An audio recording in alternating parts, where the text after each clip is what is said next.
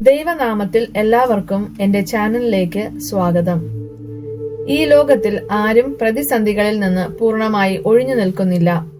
അത് സാമ്പത്തിക പ്രശ്നങ്ങളാകാം, ആരോഗ്യപരമായ വെല്ലുവിളികളാകാം, അല്ലെങ്കിൽ കുടുംബ ബന്ധങ്ങളിലെ തകർച്ചയാകാം.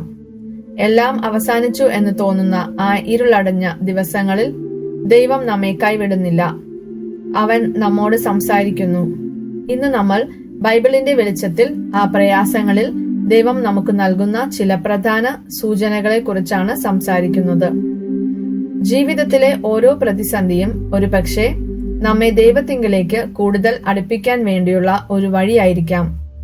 ഈ സമയങ്ങളിൽ നമ്മുടെ ഹൃദയവും മനസ്സും തുറന്നു വെച്ചാൽ ദൈവം നമുക്ക് നൽകുന്ന സൂചനകൾ തിരിച്ചറിയാൻ നമുക്ക് സാധിക്കും. ആ സൂചനകൾ എന്തൊക്കെയാണെന്ന് നമുക്ക് ബൈബിൾ വചനങ്ങളിലൂടെ മനസ്സിലാക്കാം. 1. സമാധാനവും ആശ്വാസവും. പ്രതിസന്ധിയിലായിരിക്കുമ്പോൾ നമ്മുടെ മനസ്സ് അസ്വസ്ഥമാവുക സാധാരണമാണ്.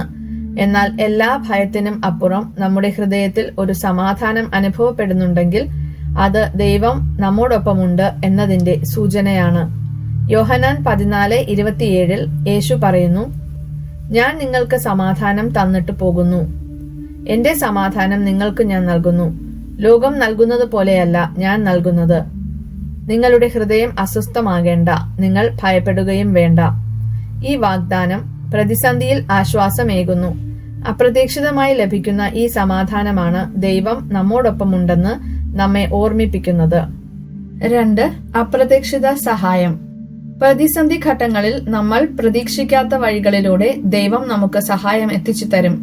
ചിലപ്പോൾ അതൊരു സുഹൃത്തിന്റെ വാക്കായിരിക്കാം, അല്ലെങ്കിൽ ഒരു അപരിചിതന്റെ സഹായമായിരിക്കാം. 2 കൊരിന്തോസ് 1:3-4 പൗലോസ് ശ്ലീഹ പറയുന്നു, നമ്മുടെ കർത്താവായ യേശുക്രിസ്തുവിന്റെ ദൈവവും പിതാവും കരുണയുടെ പിതാവും സകല സമാശ്വാസത്തിന്റെയും ദൈവവുമായവൻ വാഴ്ത്തപ്പെട്ടവനാകട്ടെ.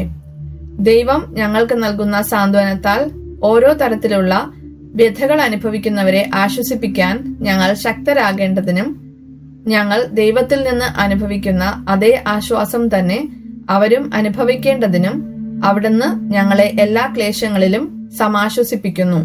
നിങ്ങൾ ഒറ്റയ്ക്കാണെന്ന് തോന്നുമ്പോൾ ഒരു സഹായഹസ്തം ലഭിക്കുന്നുണ്ടെങ്കിൽ അത് ദൈവത്തിന്റെ കൈയാണ്.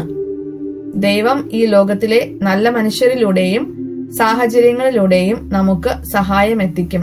3. വചനത്തിലൂടെയുള്ള വെളിപ്പെടുത്തൽ. നമ്മുടെ പ്രശ്നങ്ങൾക്ക് ഉത്തരം ബൈബിളിലുണ്ട്. പ്രതിസന്ധിയിൽ ആയിരിക്കുമ്പോൾ നമ്മൾ ഒരു ബൈബിൾ വചനം വായിച്ചാൽ അത് നമ്മുടെ സാഹചര്യത്തിന് കൃത്യമായ ഉത്തരം നൽകുന്നത് പോലെ തോന്നാറുണ്ട്. അത് വെറുമൊരു യാദൃച്ഛികമല്ല, അത് ദൈവം നമ്മോട് സംസാരിക്കുന്നതാണ്. സങ്കീർത്തനങ്ങൾ 119:105 അങ്ങയുടെ വചനം എന്റെ പാദത്തിന് വിളക്കും പാതയിൽ പ്രകാശവുമാണ് എന്ന് പറയുന്നു. ഈ വെളിച്ചം നമ്മുടെ വഴിയിൽ എപ്പോഴും ഉണ്ടാകും.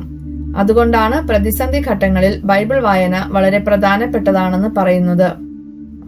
4. ഹൃദയത്തിലെ പ്രേരണ. ചിലപ്പോൾ ഒരു പ്രശ്നത്തിന് എങ്ങനെ പ്രതികരിക്കണം എന്നതിനെക്കുറിച്ച് നമ്മുടെ ഹൃദയത്തിൽ ഒരു പ്രേരണയുണ്ടാകും. അത് യുക്തിക്ക് നിരക്കാത്തതായിരിക്കാം, എന്നാൽ ശരിയായ ദിശയിലേക്കാണ് ആ പ്രേരണ നമ്മെ നയിക്കുന്നത്.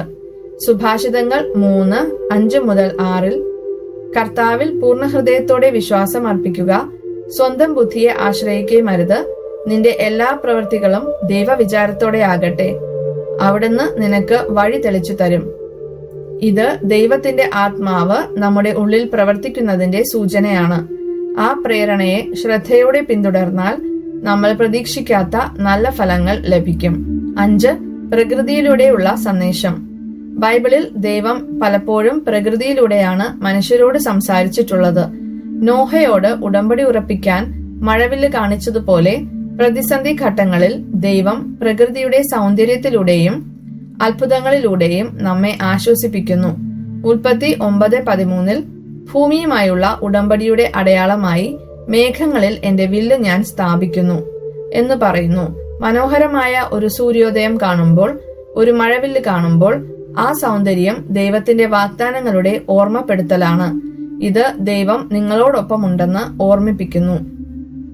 പ്രിയപ്പെട്ടവരെ, ജീവിതത്തിൽ പ്രതിസന്ധികൾ ഉണ്ടാകും. എന്നാൽ ആ സമയങ്ങളിൽ ദൈവം നമ്മെ കൈവിടില്ല. സമാധാനം, അപ്രതീക്ഷിത സഹായം, വചനത്തിലെ വെളിച്ചം, ഹൃദയത്തിലെ പ്രേരണ, പ്രകൃതിയിലെ സൗന്ദര്യം, ഇവയെല്ലാം പ്രതിസന്ധിയിൽ ദൈവം നമുക്ക് നൽകുന്ന സൂചനകളാണ്. ഈ സൂചനകൾ തിരിച്ചറിയാൻ നമുക്ക് ശ്രമിക്കാം. അപ്പോൾ ജീവിതം കൂടുതൽ പ്രകാശമുള്ളതാകും. ഈ വീഡിയോ നിങ്ങൾക്ക് ഉപകാരപ്രദമായി എന്ന് വിശ്വസിക്കുന്നു. നിങ്ങളുടെ ചിന്തകളും അഭിപ്രായങ്ങളും താഴെ കമന്റ് ബോക്സിൽ രേഖപ്പെടുത്തുക. ഈ വീഡിയോ ഇഷ്ടപ്പെട്ടെങ്കിൽ ലൈക്ക് ചെയ്യാനും നിങ്ങളുടെ സുഹൃത്തുക്കളുമായി ഷെയർ ചെയ്യാനും മറക്കരുത്. ഇതുപോലുള്ള കൂടുതൽ ആത്മീയ വിഷയങ്ങളെക്കുറിച്ച് അറിയാൻ ഈ ചാനൽ സബ്സ്ക്രൈബ് ചെയ്യുക. ദൈവം നിങ്ങളെ അനുഗ്രഹിക്കട്ടെ. അടുത്ത വീഡിയോയിൽ കാണാം. നന്ദി.